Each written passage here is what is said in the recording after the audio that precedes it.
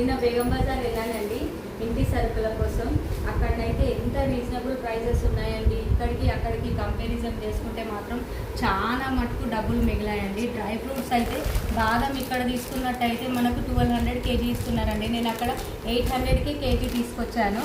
ఇవన్నీ మొత్తం అన్ని సరుకులకు నాకు 3000 రూపీస్ అయితే అమౌంట్ మిగిలాయండి.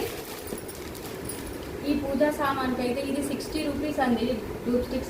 ఇక్కడైతే షాప్లో 100 రూపీస్ తీసుకుంటున్నారు. 40 రూపీస్ అయితే ఇలా నాకు సేవ్ అయ్యాయండి.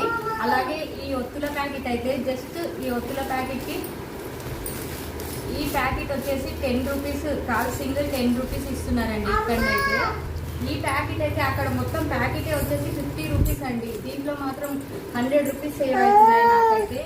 అండ్ ఇది colour packet, only single packet 15 rupees ఇస్తే అక్కడనైతే మొత్తం ప్యాకెటే 100 రూపీస్కి వచ్చేదండి. దీంట్లోనైతే నాకు 150 రూపీస్ సేవ్ అవుతున్నాయి. అండ్ అక్కడ ఒరిజినల్ కుంకుమ అయితే ఉంటుందండి. మనకి ఇక్కడ షాప్లో దొరికే ప్యాకెట్ అయితే దాంట్లో ఏదైనా కెమికల్స్ కలిస్తే అందుకోసమే కుంకుమ, పసుపు,